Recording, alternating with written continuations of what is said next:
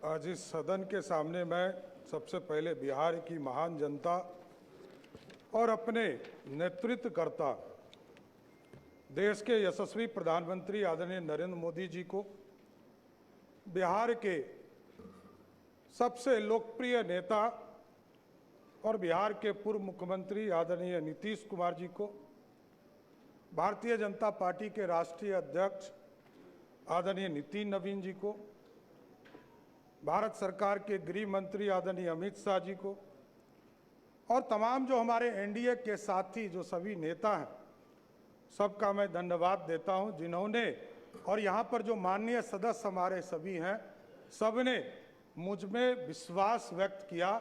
इसके लिए मैं सबको धन्यवाद देता हूं। महोदय, आप जानते हैं कि पिछले 20 वर्षों से अधिक समय से बिहार में एनडीए की सरकार चल रही है और एनडीए की सरकार ने लगातार किसानों की चिंता की, मजदूरों की चिंता की, गरीबों की चिंता की और सबसे अधिक बिहार में सुशासन स्थापित करने का काम नीतीश कुमार जी के नेतृत्व में होता रहा। साथियों, जिस तरह सरकारी नौकरियों की बहार आई बिहार में महिलाओं के जीवन के उत्थान करने का काम किया गया। हमारी जो छोटी छोटी बहनें हैं, साइकिल योजना चलाकर उसको स्कूल तक पहुंचाने का काम किया गया। लगातार ऐतिहासिक शराबबंदी कदम भी आदरणीय तत्कालीन मुख्यमंत्री नीतीश कुमार जी ने लिया। साथ मैं जरूर ये आश्वस्त करना चाहता हूं सदन को भी और पूरे बिहार को, देश के प्रधानमंत्री आदरणीय नरेंद्र मोदी जी चाहते हैं देश विकसित हो और बिहार के नेता, हम लोगों के नेता नीतीश कुमार जी चाहते हैं बिहार समृद्ध हो।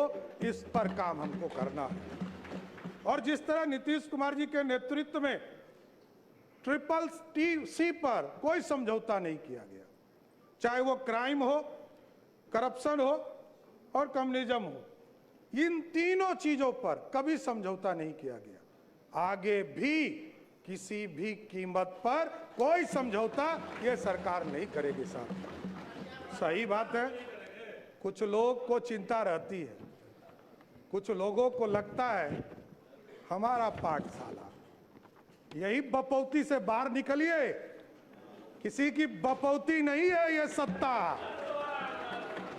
ये जो मुख्यमंत्री का पद है ये 14 करोड़ बिहारियों का आशीर्वाद है, इसलिए आज मैं बैठा हूं। नीतीश कुमार जी का, नरेंद्र मोदी जी का, नितिन नवीन जी का, चिराग पासवान जी का, उपेंद्र कुशवाहा जी का, जीतन राम मांझी जी का, सबका आशीर्वाद है, तब तो यहां बैठा हूं। कौन गलतफहमी में है? कौन कहता है किसको बनाया? कहां से गलतफहमी हो गई आपको?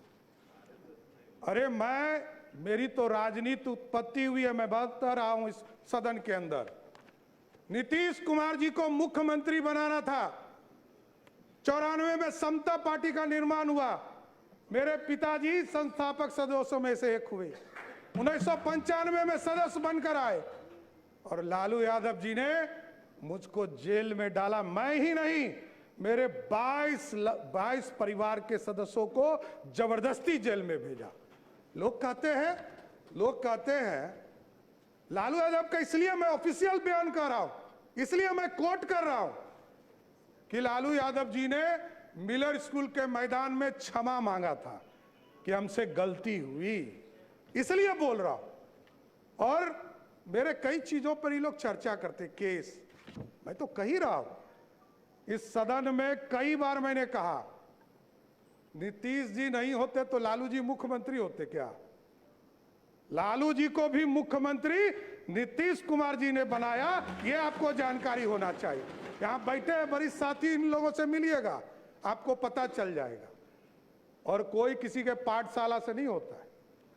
मैं तो कहा कि मेरी राजनीति में लालू यादव जी का अत्याचार नहीं होता तो मैं बिहार का मुख्यमंत्री नहीं बन पाता, नहीं तो जेल नहीं जाता, ना इस राजनीति में आता, मैं तो दूसरे रास्ते में चला जाता। इसलिए कोई गलतफहमी में मत रहिए। हमको पता है आप जो समझा रहे हैं ना, कोई किसी का पाठशाला नहीं है।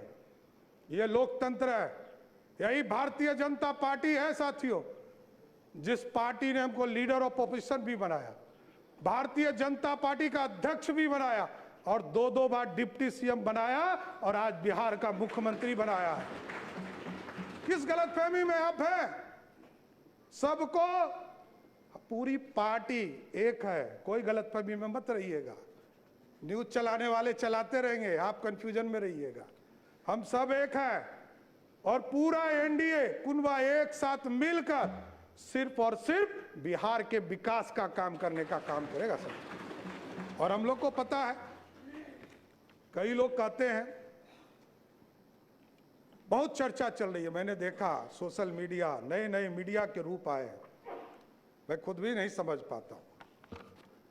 मैं यदि माइनर होता 1995 में तो मेरे को जेल में रखता क्या, बाल सुधार गृह में रखता।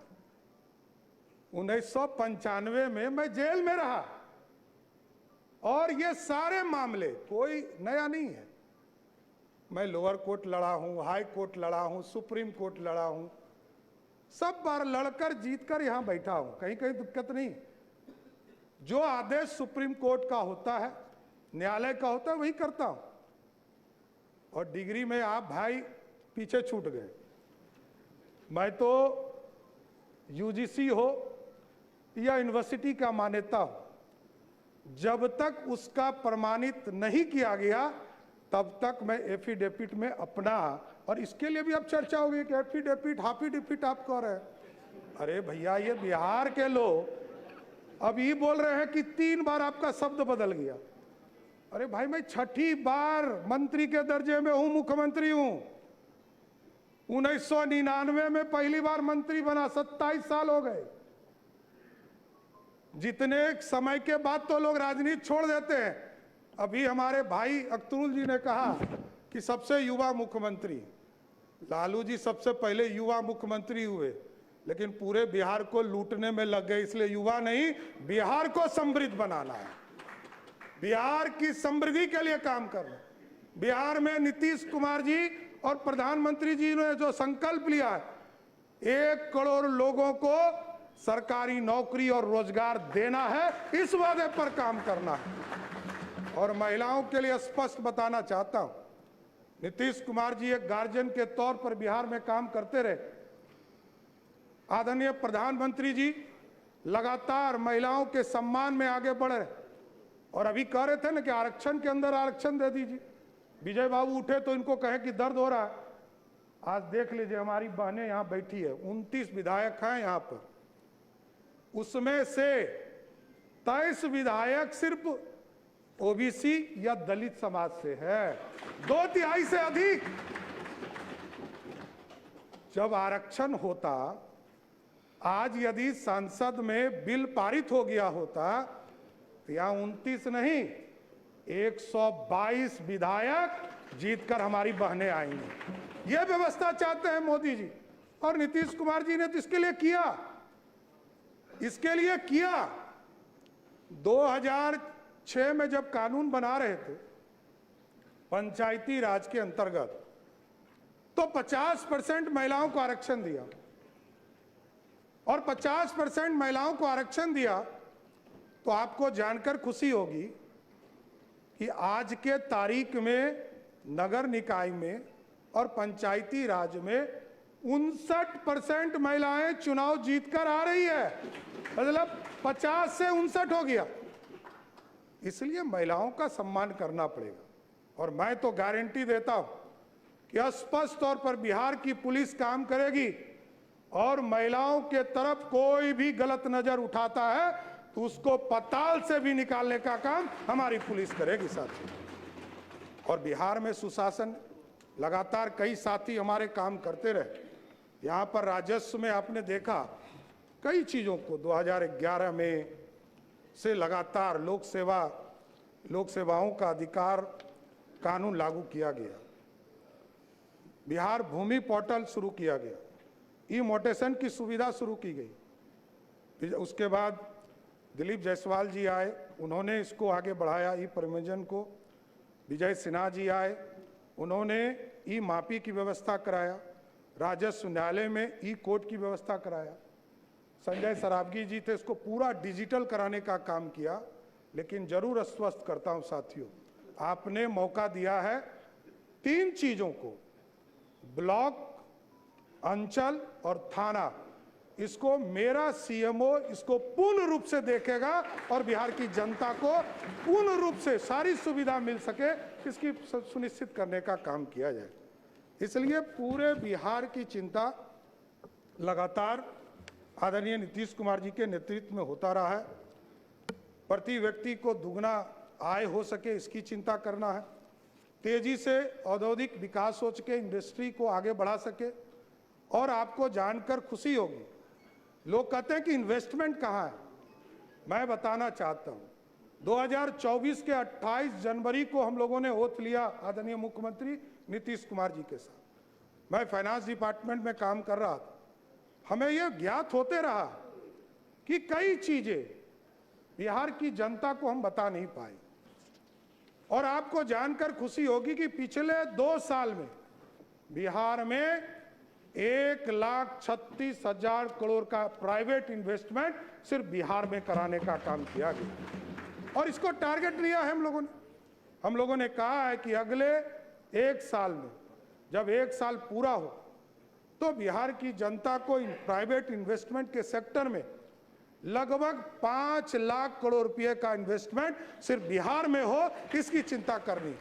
और ठीक है, तेजस्वी जी ने अच्छा कहा कि हम समर्थन करेंगे, अच्छे विषयों पर आएंगे, तो जरूर देखता हूं समर्थन मिले, बिहार की चिंता हो, यह जरूर हम लोग समर्थन चाहेंगे। मुख्यमंत्री जब थे नीतीश कुमार जी, मैं 3 यात्रा उनके साथ किया साथियों। प्रगति यात्रा, उसके बाद एनडीए के चुनाव के पहले हम लोग यात्रा में गए, आदरणीय नीतीश कुमार जी के साथ मैं यात्रा में रहा।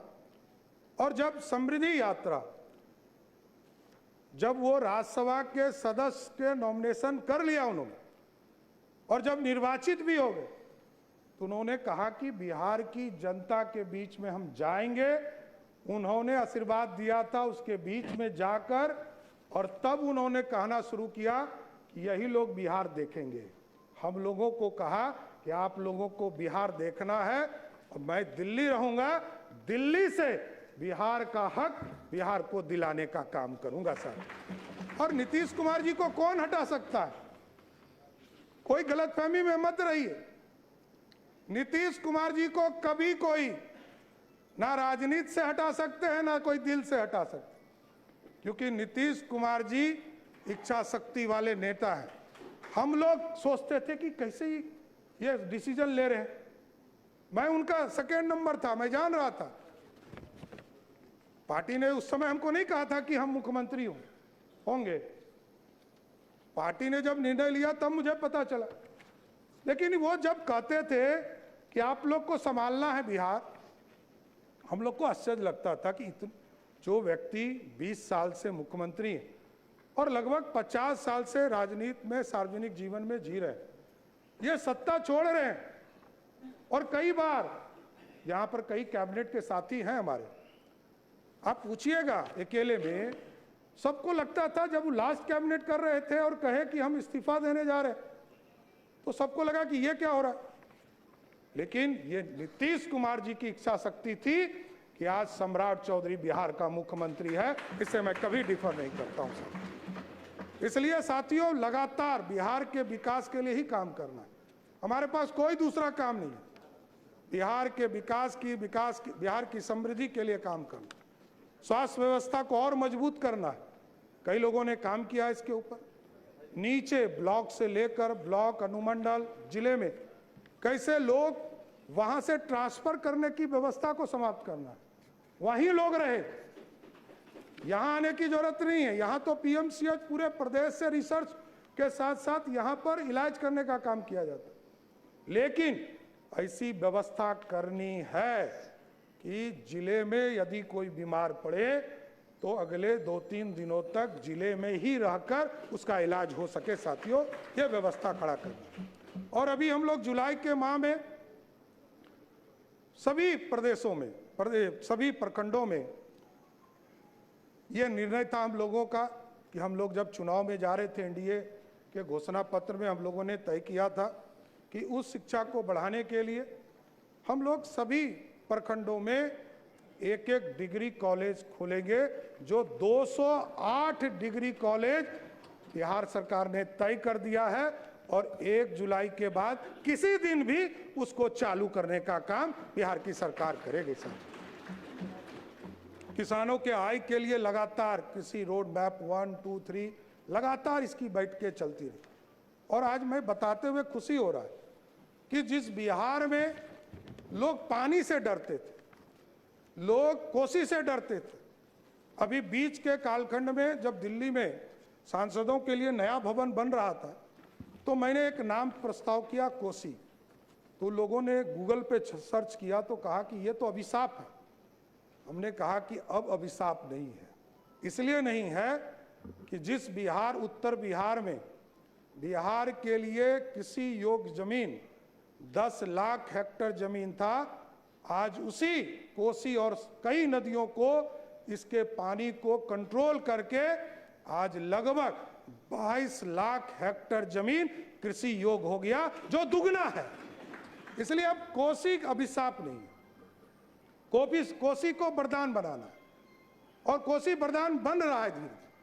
और 2024 में आपने देखा कि अभी तक का सबसे अधिक पानी कोसी में नेपाल के तराई से आया और पूरी तरह बिहार में मात्र 156 गांव में जो रिवर साइड थे उसमें सिर्फ पानी आया। 6.5 लाख क्यूसेक पानी छोड़े गए, 6,48,000 क्यूसेक पानी छोड़े गए, जबकि उसकी कैपेसिटी ही उस बांध की 6,52,000 क्यूसेक पानी था। इसके बावजूद पूरा नॉर्थ बिहार बचा और बिहार ने देखा है 2008-9 में किस तरह पूरा कोसी समाप्त हो गया था, चाहे वो पूर्णिया का इलाका हो, उसमें पानी बाढ़ की स्थिति हो गई। इसलिए ये संरचना बदल रही है, लेकिन और इसको अच्छा करना है, क्योंकि वाटरवेज सबसे सस्ता है। 1 रुपया 30 पैसे के रेट से सबसे सस्ता वाटरवेज के माध्यम से ट्रांसपोर्टेशन है। रोडवेज उससे महंगा है, रेलवेज उससे महंगा है, उससे महंगा रोडवेज है और फिर एयर ट्रैफिक है। तो कई चीजें हैं जिसको करना है। और अभी तो आदरणीय प्रधानमंत्री जी और आदरणीय नीतीश कुमार जी के सहयोग से बिहार में आप देख रहे होंगे एयरपोर्ट लगातार बनाने का काम शुरू कर दिया। आप देखिए किशनगंज जो हमारा टेल पॉइंट है, वहाँ भी एयरपोर्ट की कल्पना की जा रही। पूर्णिया एयरपोर्ट चालू हो गया, फारबिसगंज में एयरपोर्ट की कल्पना की जा रही, सहरसा में एयरपोर्ट की कल्पना की जा रही है, उसका भी टेंडर निकल गया, बीरपुर का टेंडर निकल गया, दरभंगा में हमारा एयरपोर्ट बनकर तैयार हो गया और चालू है, और अगले 6 महीना में नया बिल्डिंग टर्मिनल भी चालू हो जाएगा। उसके बाद वो एयरपोर्ट बिना आश्वासन की अनुमति के नेता प्रतिपक्ष बैठ गए। मैं तेजस्वी जी बिना मैं बताऊंगा, इस बिना पर भी आश्वासन की चर्चा अनुमति होगी। खड़े रहूं, उस पर बिना भी आश्वासन की अनुमति खड़े रहूं। उस पर भी चर्चा होगी, वो बताया जाए। अभी तो हर जिले में, अभी तो हमारी सरकार ने तय किया है, अभी तो हम लोगों ने तय किया है कि सभी जिले में एयरपोर्ट भी बनाएंगे और जहां एयरपोर्ट की आवश्यकता नहीं होगा वहां हेलीपोर्ट बनाने का काम सरकार करने का काम करेगी। उसी तरह राष्ट्रीय स्तर पर आदरणीय प्रधानमंत्री जी ने मखाना बोर्ड, खेलों के लिए पूरी नई पहचान बनाने का प्रदेश में मौका दिया है। इको टूरिज्म को हम बढ़ाने का काम कर रहे हैं और 11 टाउनशिप लगातार प्रयास किए जा रहे थे कि टाउनशिप बढ़े और नए टाउनशिप की कल्पना की जाए।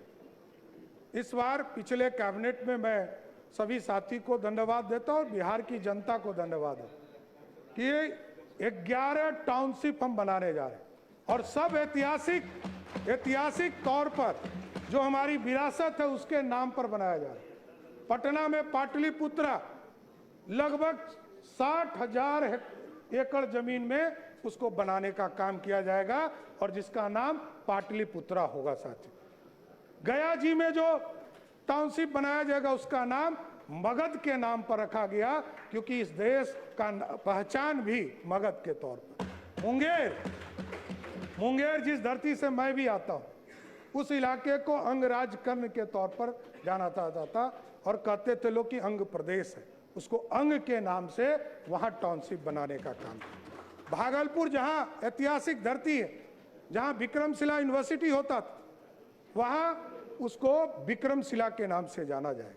पूर्णिया में माता पूरन देवी के नाम से पूर्णिया को ही नए टाउनशिप में बनाया जाएगा। उसी तरह जो सहरसा का इलाका है, उस इलाके में कोसी के नाम पर वहां टाउनशिप बनाने का काम किया जाए और मां जानकी के नाम पर जो मिथिला जो धरती है, जहां उनका जन्म स्थान जिस इलाके में माना जाता है, उसको मां सीता के नाम पर, मिथिला के नाम पर जो राज्य था उसके नाम पर किया जाए।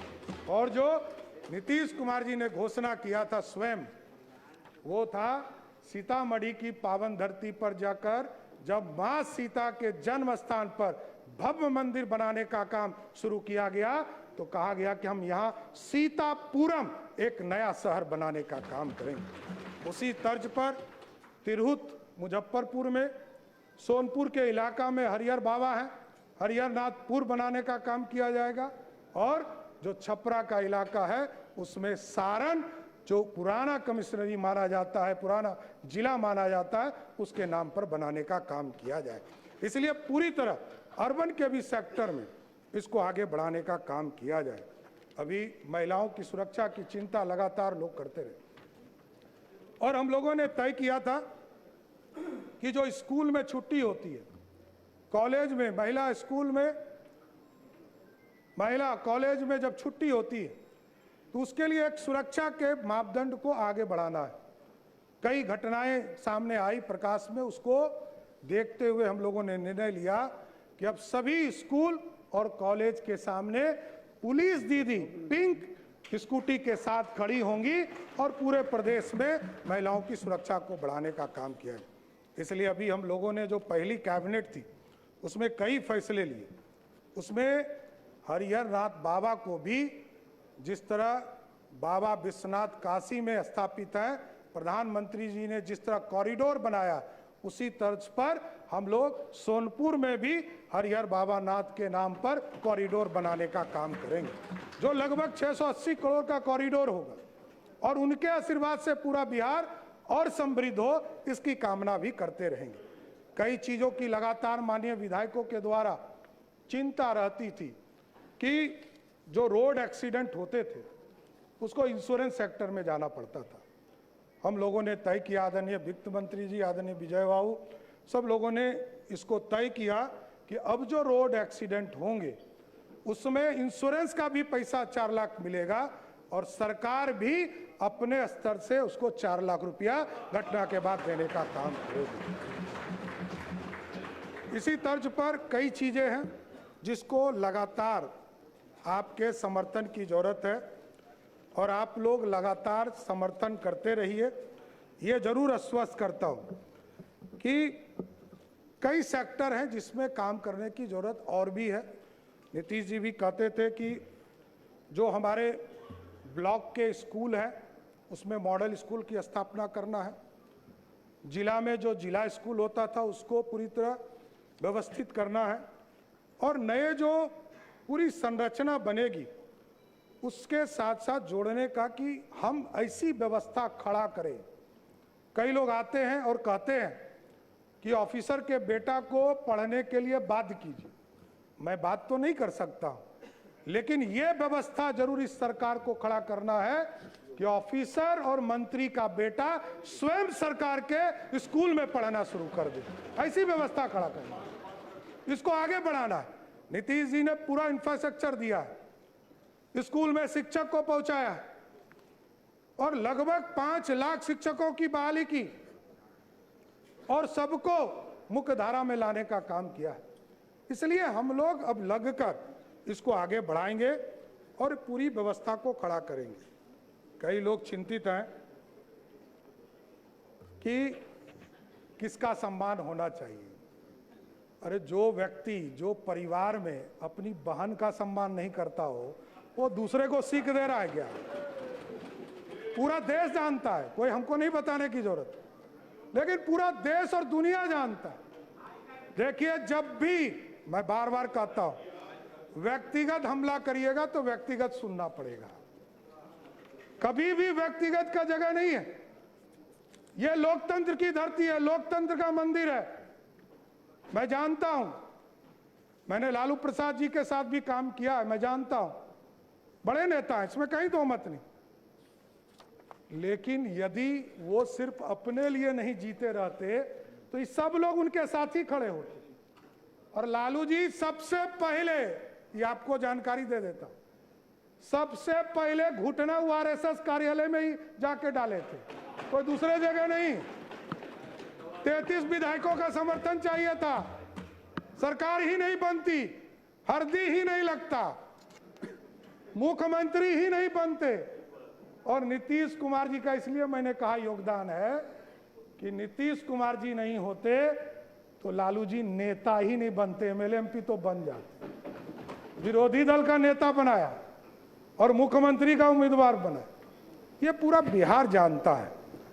लेकिन मैं सिर्फ याद दिला रहा हूं बिहार को। इसलिए आज मैं तमाम साथी, लगभग 13 लोगों ने अपनी बातों को रखा है, लेकिन मैं फिर से देश के यशस्वी प्रधानमंत्री नरेंद्र मोदी जी को, बिहार के लोकप्रिय नेता, हम लोगों के नेता नीतीश कुमार जी को, हमारे पार्टी के राष्ट्रीय अध्यक्ष नितिन नवीन जी को, और तमाम जो एनडीए के बड़े नेता हैं सबका, और तमाम जो हमारे एनडीए के विधायक हैं, सबने हमको नेता चुना, इसके लिए मैं सबको बधाई देता हूं।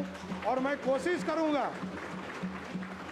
करूंगा कि जो हमारे विपक्षी पार्टी के साथी हैं उनका भी सम्मान बिहार की जनता के बीच रखूं, और लोग काम करते रहे, काम से आपके दिल को पूरा एनडीए जीतने का काम करेगा। बहुत बहुत धन्यवाद।